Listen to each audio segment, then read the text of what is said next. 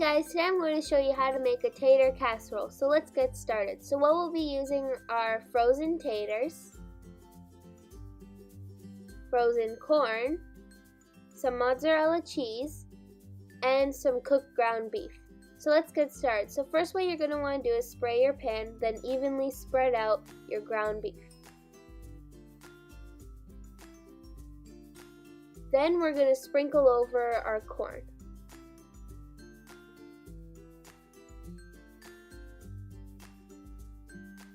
And now we're going to put some cheese.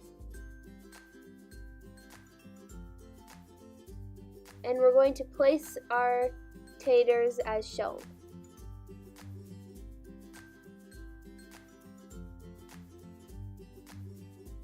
Then we're going to put some more cheese over and then put this into a preheated oven of 425 degrees for about 25 minutes. There you have it, a tater casserole. Thank you for watching. Please leave a like, comment, and subscribe, and share my video.